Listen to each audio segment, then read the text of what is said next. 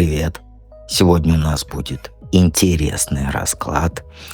Триггерить я вас больше специально не буду, потому что сказали мне то, что ты злой стал. Нет, я специально делал так, чтобы вы триггерились, чтобы, как говорится, встали от сериалов, отошли и начали что-то делать. Раз не хотите, то давайте помечтаем немножко.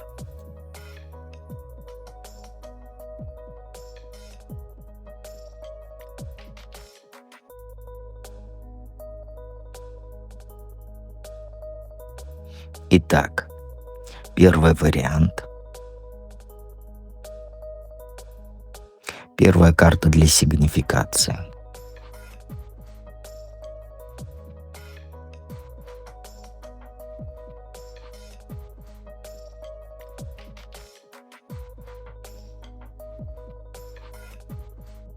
Так чуть-чуть не поместится, наверное. Смотри. Первая карта у нас для сигнификации. И кто ты, что ты за человек по тузу кубков? Знаешь, ты не просто женщина, да? Ты прям фонтан эмоций. У тебя внутри такой запас чувств, что иногда кажется, как будто сердце вот-вот взорвется от всяких переживаний, любовей и так далее. Ты способна проникнуться чужой радостью даже. А через минуту ты уже можешь волноваться за проблемы близких. За всех ты переживаешь. В тебе сочетаются доброта и желание всем помогать, даже если они этого не просили. Но знаешь, ты очень часто сама тонешь в глубине своих эмоций. С виду ты кажешься спокойной и так далее, но внутри тебя целая вселенная. То есть ты прям, как сказать, наполнена этими эмоциями. Ты хочешь, чтобы тебя на ручки взяли. Даже иногда думаешь, что взял бы меня дед на ручки, я бы ему такой борщ приготовила. И сама ты умеешь согревать других своим искренним участием. Не этим как сказать, хитрожопым, да, а именно искренним участием. Но, конечно, тебе нужно быть осторожней, потому что такая открытость, она иногда привлекает таких к тебе людей, которые, хотят просто попользоваться твоим сердцем. Будем правдивы, так ведь? Ты потому что не такой всеобщий спасатель, чтобы жертвовать собой как говорится, до конца. Нужно о себе тоже помнить. И самое главное, принимай свою способность любить как дар, а не как твое слабое место. Да, я понимаю, тебя предавали и так далее из-за этого всего. Конечно же, закрываться не нужно. Итак, первая вещь. Тебе нужен более жесткий стержень по семерке жезлов. То есть готовность отстаивать свое пространство, да, и не позволять другим давить на себя. Часто ты уступаешь, даешь людям вторые, третьи, четвертые шансы, но тебе же нужно быть реалистичней, потому что этим многие злоупотребляют. И я тебе, как говорится, Америку не открыл, потому что ты это и так знаешь. Что нужно делать? Учиться говорить «нет». Если ты видишь, что ситуация идет вразрез с твоими собственными интересами, то говори «нет». Понимаешь? Но это ни в коем случае не значит, да, что нужно в агрессию бросаться. Нет. Это, знаешь, просто важно четче обозначить свои границы, не позволяя лезть в твою душу тем, кто, как говорится, не готов бережно жить. Как только ты начнешь заявлять о своих правах, да, и смело их защищать, то появится новое чувство у тебя. А это чувство уверенности. Понимаешь? И именно оно станет первой ступенькой к твоим глобальным переменам в твоей жизни. Вторая вещь по тройке жезлов. Знаешь, тебе пора вперед двигаться. И не только в своих мечтаниях и мыслях, да, но и в действиях. Ты можешь сутками фантазировать, как там что-то изменить, там работу поменять, переехать, то-то, сё-то, открыть свое дело. Ну вот, настал момент действовать. Присмотрись вот ко всем знакомым, да, или там в соцсетях, если у тебя нет друзей. Они уже добились успеха там в сфере, которая тебя манит, да, например. Поэтому учись у них, ищи возможности, пробуй, не сиди на месте. Не бойся там, что у тебя там мало опыта, обожгешься и так далее.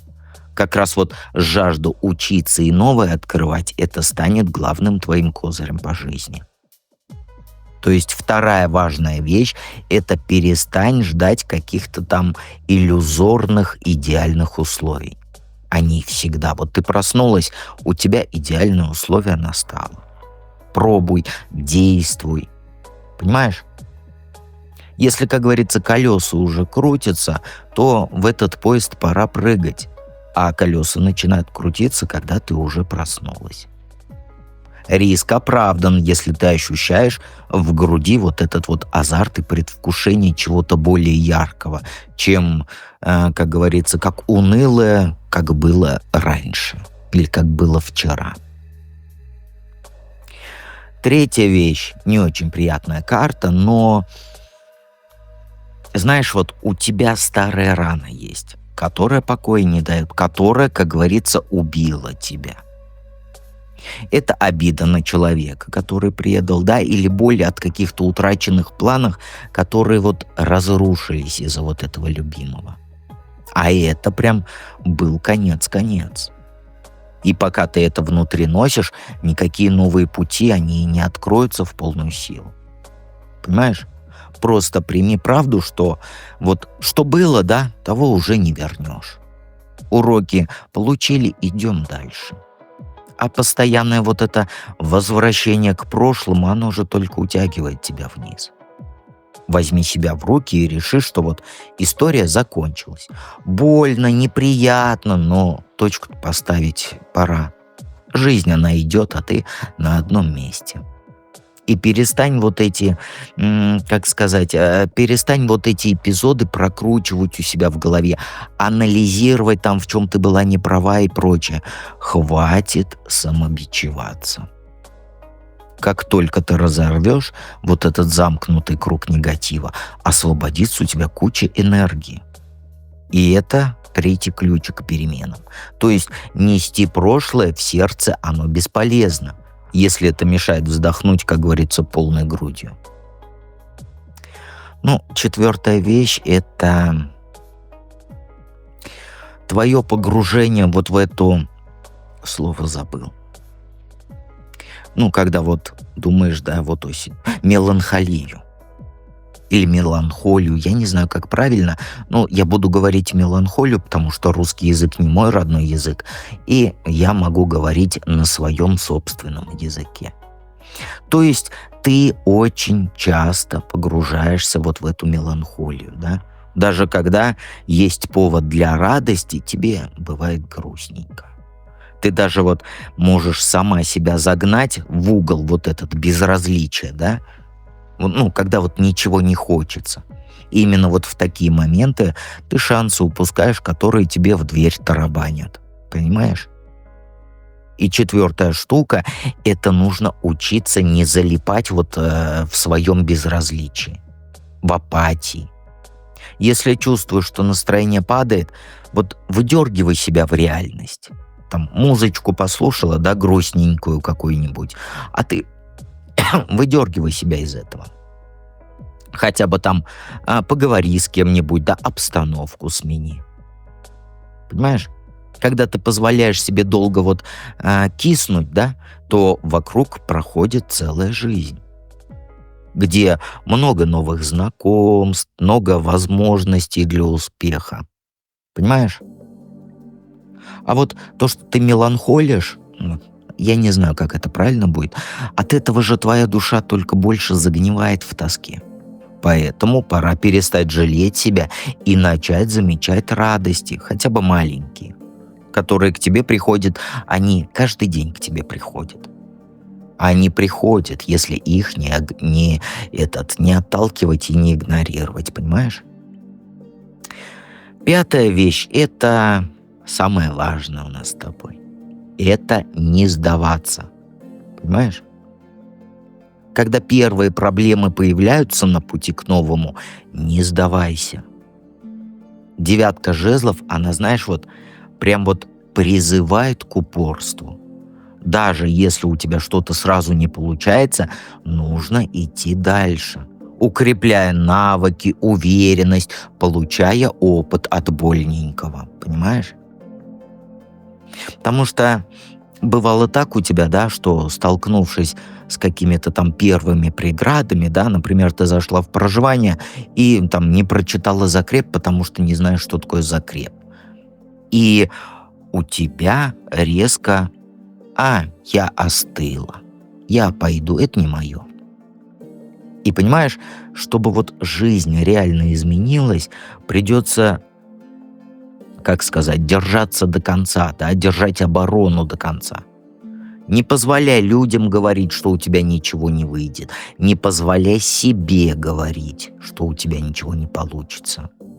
Если внутри есть огонь, то защищай его вот, как сказать, от всего, да, от бури, урагана, от ветра и так далее и прочее.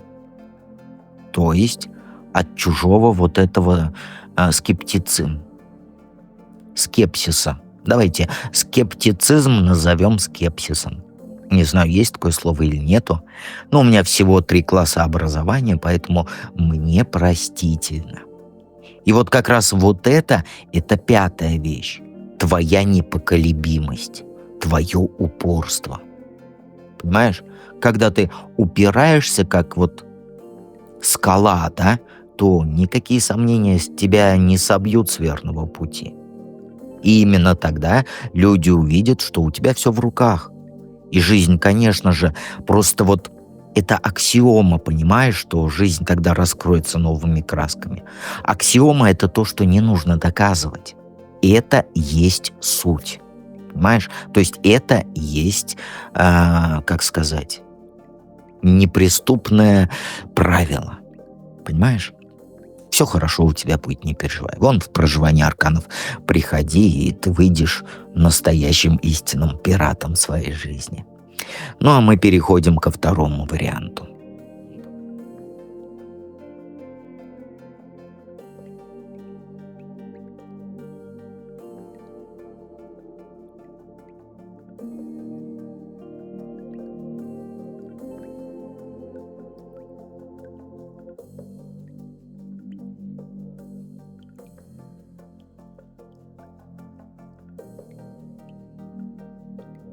Так, поместилось у нас все. Ну смотри, 1-я карта, она для сигнификации, да? Кто ты, что ты за человек по 4-ке пентаклей. Ну, ты знаешь, вот я к вам предвзято скажу, но ты меня поймешь. Ты жопошница. То есть ты вот не только вот, да, никому не дам и так далее, а вот ты из тех женщин, кто любит все под контролем держать. Переживания душевные, финансовые вопросы, порядок в доме. Ты за все схватилась. Тебе вот важно, чтобы вокруг тебя была вот эта определенная стабильность, пусть даже какая-то минимальная. И я вот уверен почти на 100%, что окружающие тебя люди там иногда шутят, да, что ты слишком, как говорится, ну, не хочу называть тебя жопошницей, прижимаешься вот к своим всем ресурсам: энергия, деньги, время и так далее. Понимаешь? Но в глубине души у тебя это не жадность, это просто элементарная осторожность, которая вызвана негативным прошлым. Когда ты вот что-то упустила, да, или потеряла из-за чьей-то там недобросовестности. И теперь ты умеешь быть щедрой, но только на своих условиях и при вот 100% доверии. И, конечно, это иногда тебе мешает, потому что, как сказать, ты к людям присматриваешься, да, и постоянно боишься обмана, да, постоянно боишься вот этих пустых обещаний. И при этом твоя сильная черта — это умение вот обустроить все вокруг, делая там простой быт надежным и уютным. И это твой щит. Он спасает от вот этих, как сказать, от внезапных потрясений. Но, всегда есть но. Он, конечно же, и не дает расслабиться тебе на полную катушку. Если научишься чуть-чуть отпускать ситуации, да, то почувствуешь, как много свободы может войти в твою жизнь. Перейдем к нашему раскладу. Первая вещь — это, конечно, перемены. Понимаешь, как вот сказать, в свою жизнь нужно самой с собой договориться добавить праздника. Понимаешь? Вот не вот этот внешний блеск, да, а внутренний комфорт и ощущение, что ты заслуживаешь вот просто быть счастливой прямо вот здесь и сейчас. Ты мне скажешь: конечно, заслуживаю, конечно. Но чё ж ты напрягаешься-то? Ты постоянно откладываешь там встречу с друзьями, ты перестал устраивать какие-то маленькие праздники для души. И давно ты просто не отмечала собственные победы. Пришло время поправить это дело. Прямо вот сейчас сделай себе там выходной. Ну, если ты на работе, то сделай себе вот, как сказать, эмоциональный выходной. От любых вот этих переживаний, забот, вот этих мыслей.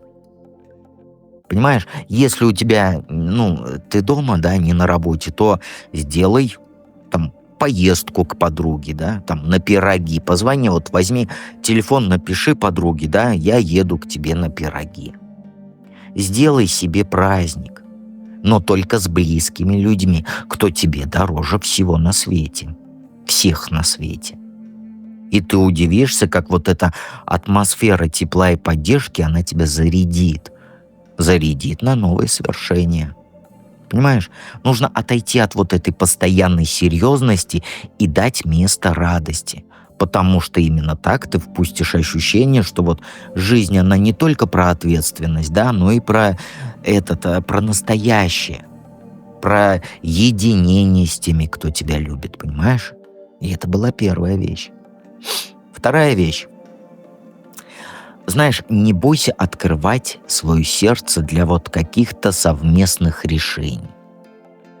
Ты потому что, знаешь, ты привыкла вот сама все, да, решения принимать сама, потому что ты боишься, что чужое мнение, оно может разрушить вот этот твой идеальный план. Понимаешь? Но если речь про твоего мужчину или там близкого человека, то просто позволь ему разделить с тобой вот эту ответственность. Потому что любовь и взаимопонимание, они рождаются из диалога, а не из монолога, как сейчас, понимаешь? А ты любишь монолог. Если в твоей жизни есть человек, который вот готов предложить помощь, да, там совет, то, конечно же, смело принимай. Пора научиться говорить, что, то, что ты не хочешь все тащить одна. Понимаешь?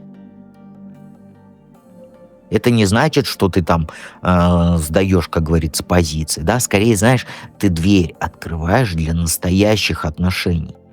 И не обязательно это там романтические отношения. Да, это могут быть и дружеские отношения, отношения с родственниками и так далее.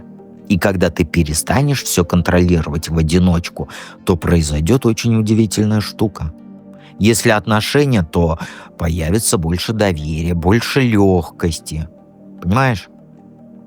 И ежедневные вот эти, как сказать, бытовые хлопоты, они не так будут прижимать тебя к земле. Понимаешь? Третья вещь, третий шаг к переменам — это, знаешь, разобраться со своими всеми иллюзиями и страхами. Тебе постоянно вот казалось, да, что кто-то замышляет чего-то за твоей спиной, или наоборот, ты сама додумывала за других, да, какие-то там негативные сценарии. И вот эти, как говорится, лунные страхи, да, они слишком долго сидят в твоей замороченной голове и заставляет сомневаться и в людях, и в каких-то возможностях, и в шансах. Пора прекращать жить по принципу вот «все предадут», да, и не надо никому доверять. А именно так ты сейчас живешь.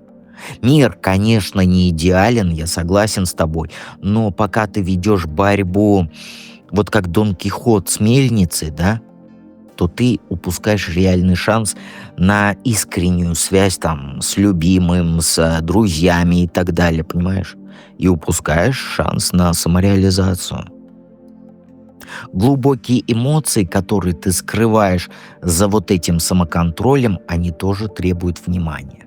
Поэтому позволь выйти им наружу, хотя бы вот на бумаге. Понимаешь? Напиши письмо близкому человеку. Понимаешь? Или встреться с кем-нибудь вот самым близким. Понимаешь? Потому что третья вещь — это твой путь к внутренней, к твоей свободе. Поэтому нужно с тенями Луны разобраться, то есть иллюзии и страхи. Четвертая вещь — это у нас, знаешь, нужно перестать тратить энергию на подозрения, на хитрости, на на ложь. И вот это все. Семерка мечей — это карта хитрости.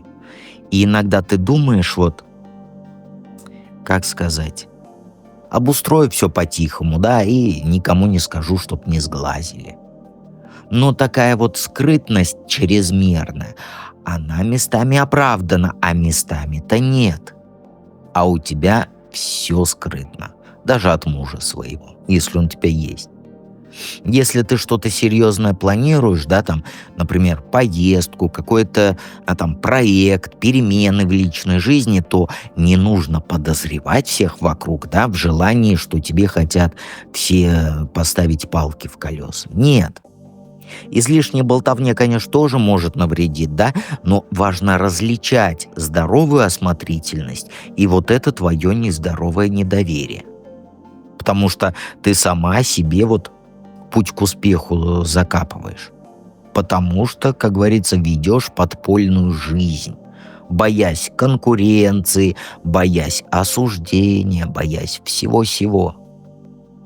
Научись открыто свои планы защищать и прямо говорить, что вот я хочу сделать так, и меня ничего не волнует.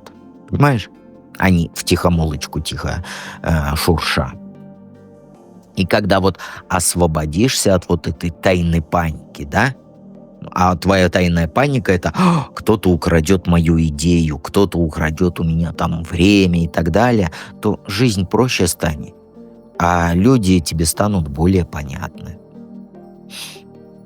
Ну и пятая вещь — это у нас, которая твою жизнь перевернет, это разрешить себе победу, вот, да, и кайфовать, когда победа случается. Понимаешь? Я тебе объясню. На татарском языке кайф — это значит хорошее настроение, а не то, что вы подумали.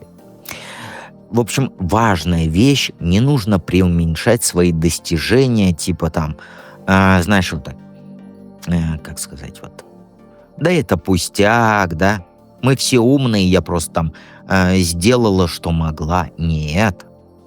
Если ты дошла до победного какого-либо результата, то празднуй, причем шикарно. Можешь вылезти, нет, не скажу я, не вылезти, а высунь голову в окошко и крикни: «Я победила!» Понимаешь? Смело, громко, не боясь то, что соседи что-то скажут. Понимаешь? Шестерка жезлов, она про то, что мир тебя видит уверенной, да, способной на большие вещи. Но если ты сама постоянно скрываешь свои таланты, там, успехи, достижения, то люди, знаешь, верить начинают, что у тебя ничего особенного не происходит. А ведь похвала и признание, они стимулируют тебя к новым вершинам, а ты не даешь. Понимаешь? Поэтому почувствуй себя героиней вот своего романа, который ты пишешь. Не занижай там самооценку, не строй из себя вот эту серую мышку, потому что ты таковой не являешься. И как только ты начнешь принимать поздравления, да, там аплодисменты без вот этой скромности ложной, то заметишь, что сама вот судьба, она кидает тебе новые возможности. Понимаешь? Потому что ты готова их брать с улыбкой, а не с каким-то там сомнением или там «я стесняюсь, не хвалите меня». Не стесняйся, пусть хвалят. Понимаешь? Потому что что? Потому что ты дедова внучка и потому что ты умничка. Вот и все. Просто вот хотя бы из-за этих двух вещей ты заслужила аплодисменты. И не говори, что это не так. Давайте перейдем к третьему варианту.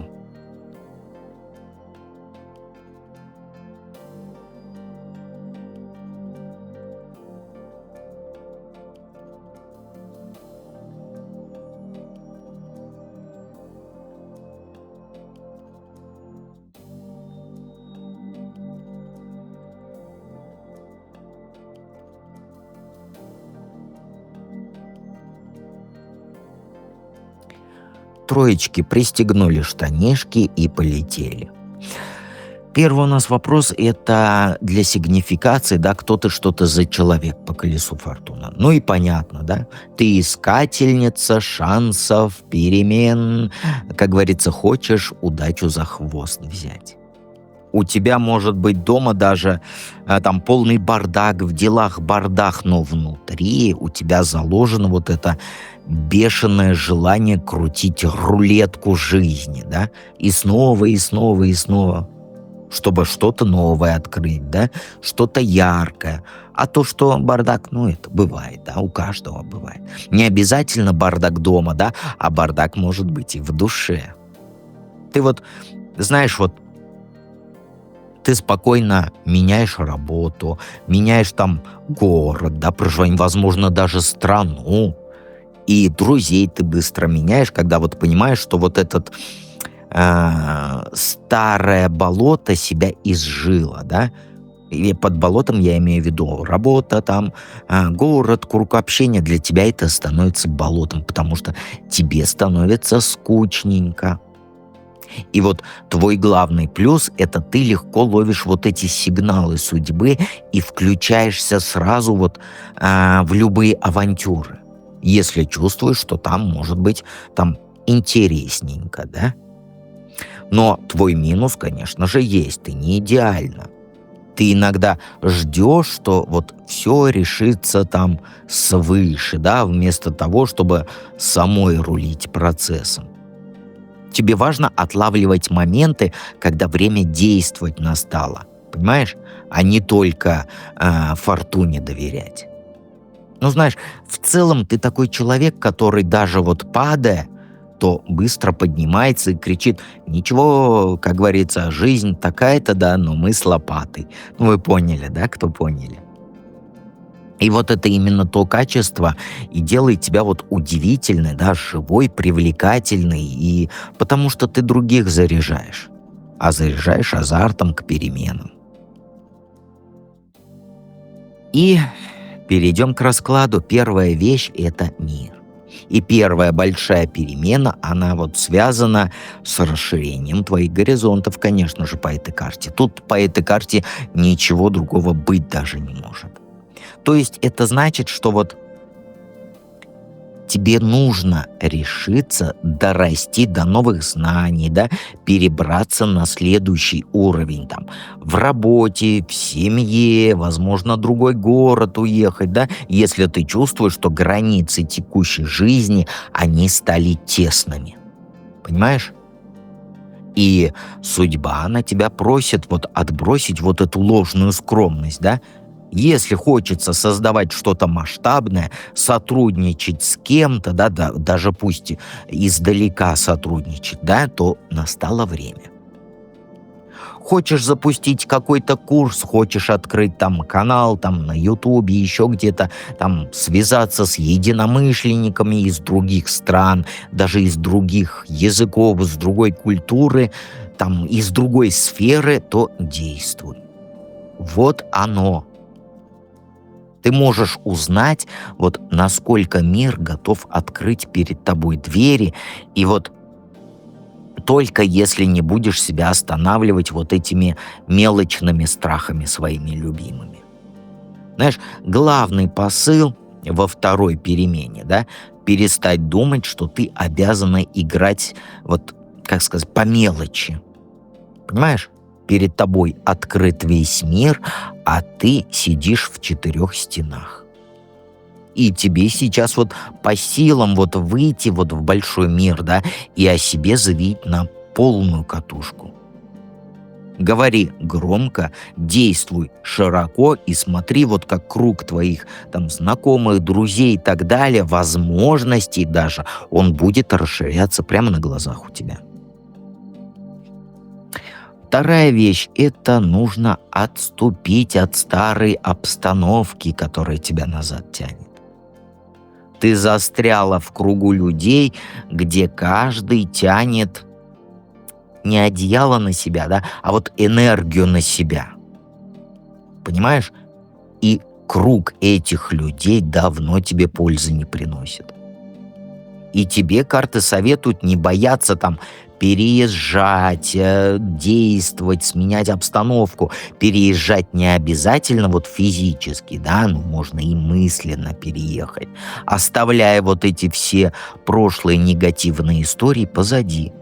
И это не просто. Это самое тяжелое — переехать мысленно. Потому что тебе что? Тебе страшненько оставить то, к чему ты привыкла. Но знаешь, правда в том, что без вот этой резкой смены мыслей, локаций, круга общения, стратегии и так далее, ты дальше шагнуть не можешь. Понимаешь? Я с тобой соглашусь полностью, что я чувствую, что ты говоришь, ну, легко сказать, куда ж я тут привязана. Открываться новому и отрываться от насиженного места грустно, страшно, необычно, да? Особенно если были там какие-то приятные моменты. Но ведь необходимо чуть-чуть пойти на риск, чтобы оторваться от вот этой рутины и направить свой кораблик в новые воды. Это же нужно, чтобы отплыть от своей, как называется, вот куда корабли-то, от своей вот этой, как сказать, от рутинной гавани, да, а потому что у тебя есть в голове, да, одно и то же. Чтобы отплыть, кораблику-то нужно якорь поднять как минимум, понимаешь? А ты сидишь на берегу, не на берегу, а вот пристань, вот, не гавань, пристань. Извиняюсь, слово вспомнил. Вот смотри, ты сидишь в своем кораблике на пристани, да, который пришвартован, якорь кинут, там этими, привязан, в общем, к пристани, да, и думаешь, а чего-то грустно, и что-то ничего не меняется. А почему это ничего не меняется? Вот у тебя примерно так же. Так ты веревки-то отвяжи, якорь подними, понимаешь? Но это ни в коем случае не обязательно какой-то там большой там скандальный уход, да, там от друзей и так далее и тому подобное. Нет, это, знаешь, это скорее тихий переход к берегам, к другим, где у тебя будет больше воздуха, больше идей, больше интереса к жизни, помнишь? Понимаешь? Иногда убежать — это ж не слабость. Это мудрость, которая помогает развиваться. А сидя в болоте, имея огромный океан и не поплыв туда, а что поменяется? Третья вещь по дураку, будем называть его шутом, да? Третья вещь — это разрешить себе, как сказать, слегка легкомысленной быть. но в хорошем смысле. То есть готовый там к авантюрам, к юмору, к новым знакомствам, не бояться показаться нелепой. Понимаешь? Потому что на данный момент жизни ты психологической инерцией живешь. Дом, работа, магазин. Дом, работа, магазин. Понимаешь? А в тебе может проснуться вот этот ребенок, который хочет пошалить. Ты хочешь пошалить, я знаю. Ты скажешь: нет, мне 70 лет. Но я тебе скажу еще одну вещь, которую я говорил очень много раз. Бабушка в проживании 83 лет. Она старше тебя. Она шалит.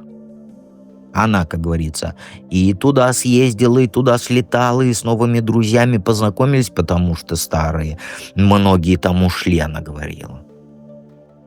Она живет на полную катушку.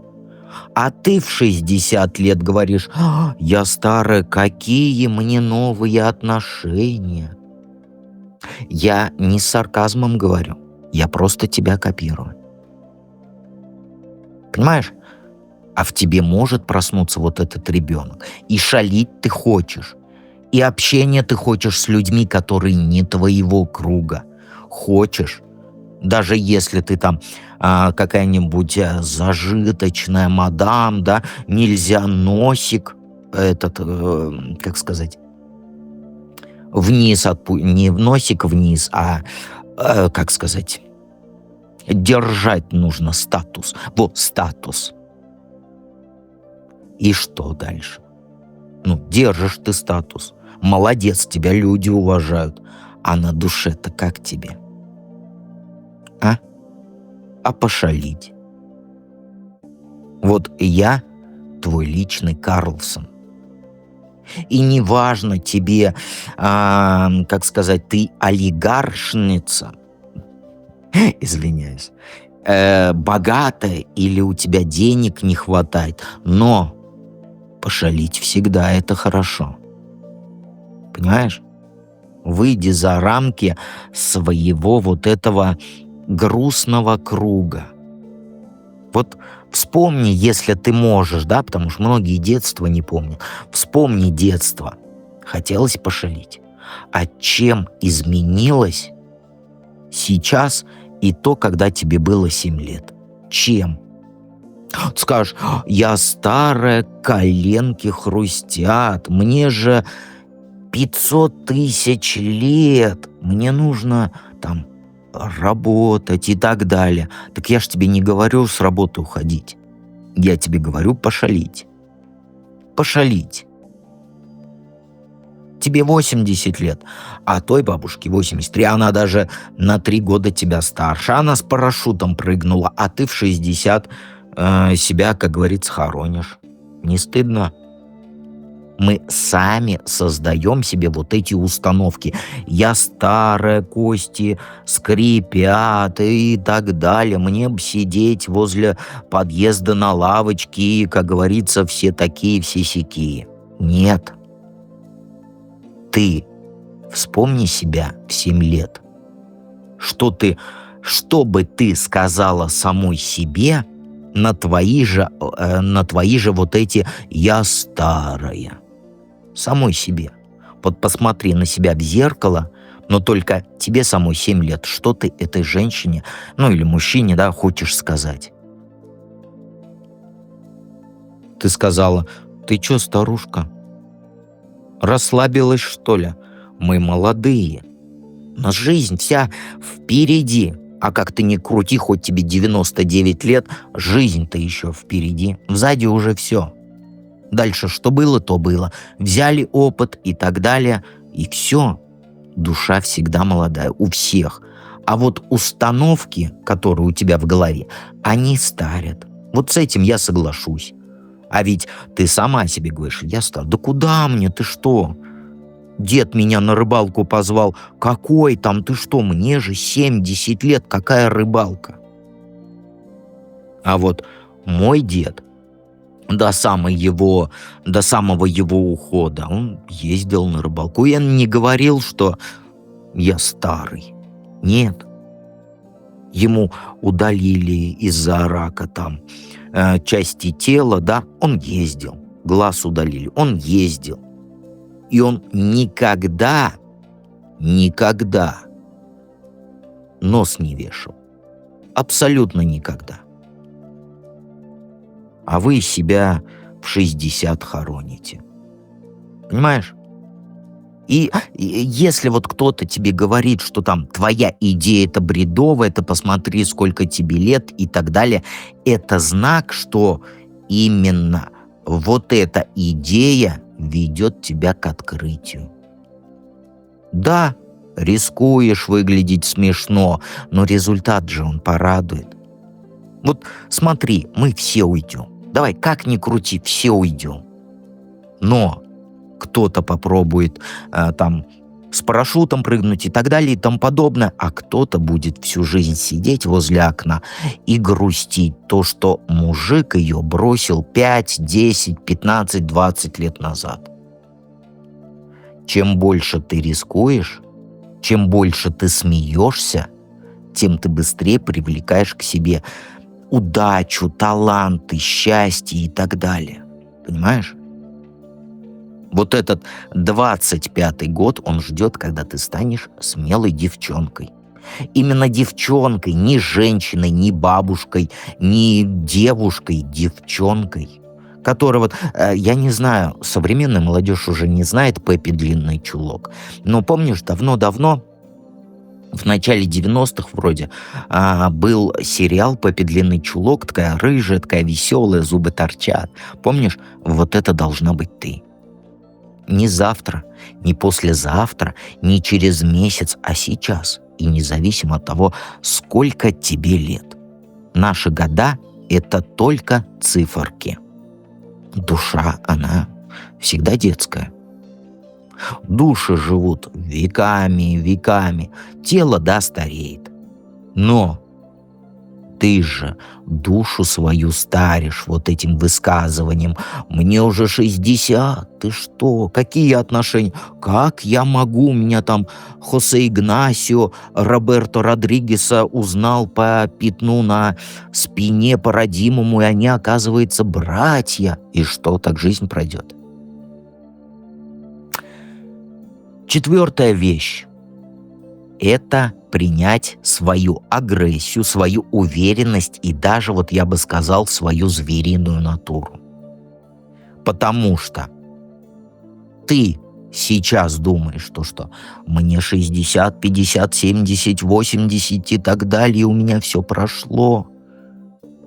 Напор вот этот внутренний, порох в пороховницах уже намок. Нет. Признай, что он у тебя есть. Напор этот, который ты часто пытаешься спрятать за вот этими «мне 60», чтобы не показаться там слишком, как сказать, возможно, шосткой, возможно, я не могу такие слова говорить, но на букву «Е», а заканчивается на «тая». Вот ты боишься, что про тебя так подумают. Я вот не знаю, слово другое подобрать не могу, просто извините. И ты боишься показаться такой. Но знаешь, правда в чем? В том, что это твой бонус. Когда ты выходишь за рамки вот этого милого спокойствия, то мир-то увидит твою решимость, когда ты выйдешь. Пора дать волю этой силе. И меня ты не обманешь, что дед, ты что, мне 60, у тебя карта силы выпала. Чего ты меня обманываешь? Понимаешь? Если любая ситуация возникнет, где вот надо отстаивать свое, да? Чего молчишь? Чего там прячешься за чужое мнение?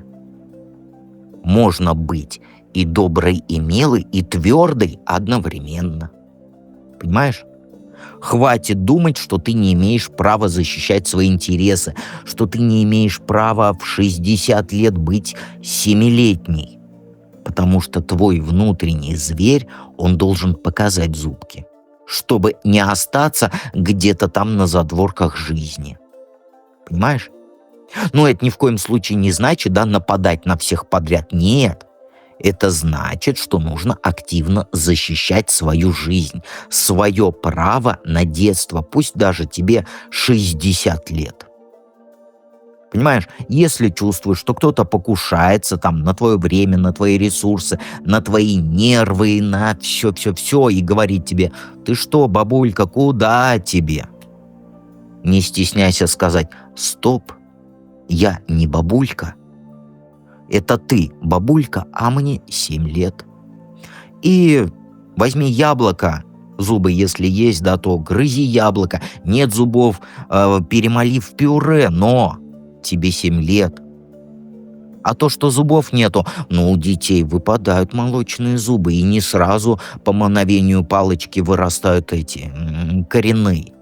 Поэтому зубов нет, молочные выпали, и ничего тебя не волнует. Понимаешь? 5-я вещь, королева кубков. Ты же знаешь, что я сейчас скажу, да, по королеве кубков? Эмоции, любовь, мягкость, они же... Ты их давишь. Нужно выпустить наружу. Пусть люди видят твою нежность, твою поддержку, твою эмпатию, твою любовь. Какой-то баран не оценил то, что там ты его любила, да ну и хрен с ним. А мы что делаем? Сердце закрываем, опасаясь, что нас там следующий другое ранит, да? Ну, знаешь, твоя душевность, вот это не слабость. Это сила твоя огромнейшая, способная привлекать к тебе добрых людей, создавать вокруг атмосферу уюта, доверия, любви и так далее. Ты достойна любви. Если раньше ты привыкла вот держать все чувства при себе, да, то настало время путем другим идти. Не бойся говорить про свои переживания, поддерживать близких не формальными фразочками, да, а вот искренними жестами. Купи конфетку, подари кому-нибудь. Ну, если есть, да, купи своему внутреннему ребенку конфет, шоколадных. Помнишь мишки на севере? Вот такая вот, блин, я так любил их. Они прям вот... Ну, раньше-то не было такого выбора конфет, да, и вот эти мишки на севере, я до сих пор люблю тот вкус, прям помню его. И когда вот в детском садике раздавали подарки, я всегда искал вот эти конфеты. Не вот эти карамельки или там кис-кис и рис, вот эти все, да, а что искал? Мандарины и мишки на севере.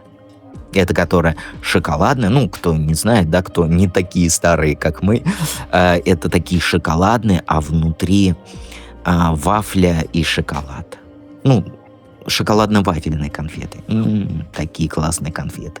Я недавно видел в супермаркете тоже эти конфеты, но я что-то сомневаюсь, что вкус будет такой же, потому что все раньше было вкуснее. И сникерсы самые первые, они были прям... очень классные. А вот сейчас сникерсы, они вообще другого вкуса. Прям вот все шоколадки, которые даже так же назывались, они совершенно другого вкуса. Как и киндер-сюрпризы. Самые первые, я помню, появились, но я уже не был тогда ребенком в 90-х. Я уже был, как говорится. Вот. Так к чему я? А давай троечки. Нам с тобой не по 500 тысяч лет, а по 7. Давай?